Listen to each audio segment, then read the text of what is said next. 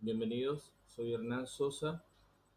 En otra entrega de nuestro taller sobre el lenguaje Python, esta vez viendo las estructuras repetitivas. Dentro de las estructuras de control, primeramente vimos las estructuras de decisión. Eh, Estos programas con estructuras de decisión eran procesos repetitivos. Estos son programas de una sola corrida. Estos se escriben casi siempre para propósitos académicos, más que nada en programación para principiantes. Sin embargo, la vida real nos exige lo que son los ciclos o bucles de repetición. Estos se pueden ejecutar una cantidad de veces dependiendo de que se cumpla o no una condición. En Python existen dos estructuras de este tipo, estructuras repetitivas, el while y el for. Tras esta pequeña introducción de lo que son las estructuras repetitivas, estaremos viendo la primera de ellas, el while. La estructura while nos permite la ejecución repetida de una sentencia o un grupo de sentencias mientras se cumpla una condición.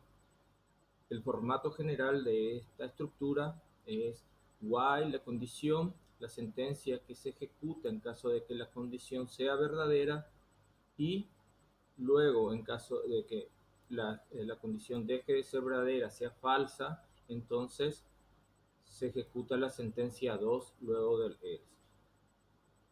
Eh, Vemos aquí que en Python tenemos else dentro de esta estructura, dentro de la estructura while.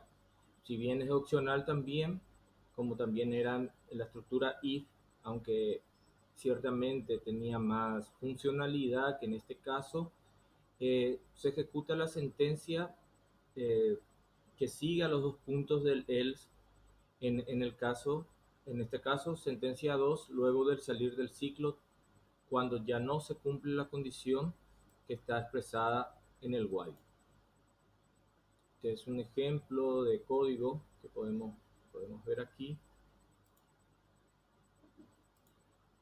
Aquí tenemos el ejemplo. Tenemos el inicio, hacemos una lectura afuera, luego tenemos el while con la condición, los datos que se introducen dentro, unas condiciones, y se pide de nuevo este dato que leemos antes del ciclo. Vamos a probar. Ella tiene que ver con los programas que estábamos haciendo anteriormente.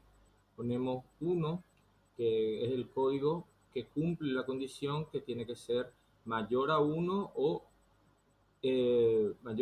menor a 9.999. En este caso 1 cumple esa condición.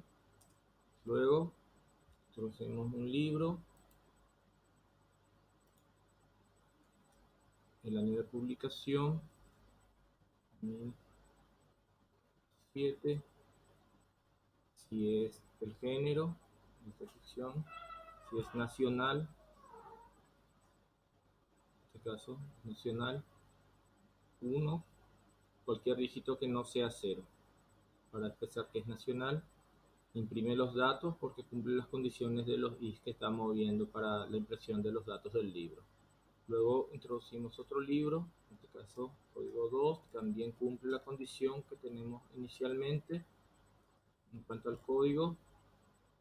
Luego introducimos el título, el año de publicación, el género, ficción, en este caso no es nacional, no nos muestra los datos del libro y nos vuelve a preguntar nuevamente por el código.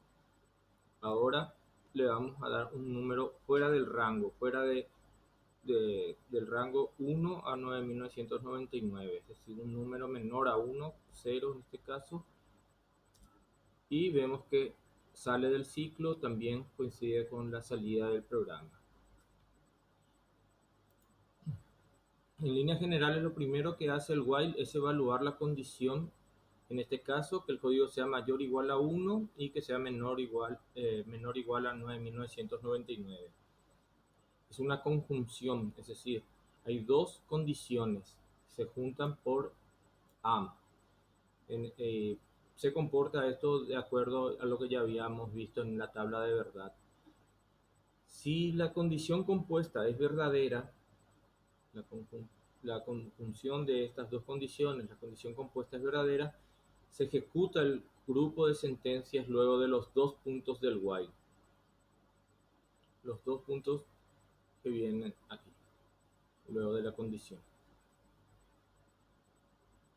Es decir, se leen los datos, se realiza la comparación, se leen los datos primero, el código fuera y se muestra el resultado. Es decir, entra dentro del while o no en caso de que cumpla o no la condición. Si los datos cumplen lo solicitado, se vuelve a leer el dato centinela ya dentro del while. El dato centinela lo llamamos así porque permite controlar el fin del proceso repetitivo. En caso de que la condición sea falsa, el flujo de ejecución pasa a la siguiente línea fuera del while, saliendo del ciclo.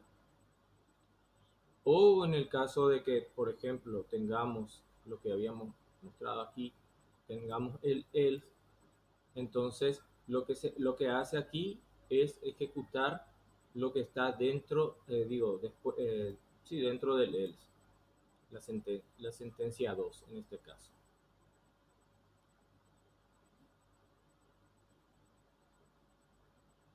Luego,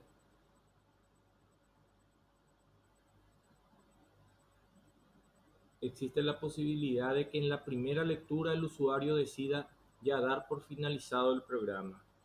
Es decir, por eso es que hacemos una lectura antes del while. Antes de entrar al while hacemos una lectura y es la que preguntamos si cumple o no la condición al comenzar el while. Entonces, nosotros ya no entramos dentro del while, lo que está dentro del while ya no se ejecuta en el caso de que no cumpla esa condición, esa condición lo que se metió primero antes del while. Ahora vemos la imagen de lo que introducimos hace rato. Vemos cómo sale al ingresar 0 como código, que metimos 1, 2 y cumplían la condición, y luego al meter 0 el programa terminó. Es decir, se finalizó con la repetición y también con eso se finalizó el programa. Y lo que es importante mencionar y no hay que olvidar es que todo lo que se ejecuta por la condición verdadera del while, todo lo que está después del while, debe cumplir con las condiciones de indentación que ya habíamos mencionado antes. Es decir, que tiene que estar así como vemos aquí. Tiene que tener indentación, es decir, esta sangría que podemos ver aquí. Luego ya por último tenemos el listado del programa fuente completo, el programa que estuvimos viendo recién, y con eso por hoy terminamos con lo que fue la estructura repetitiva, en este caso el while. Hasta una nueva ocasión, eso ha sido todo.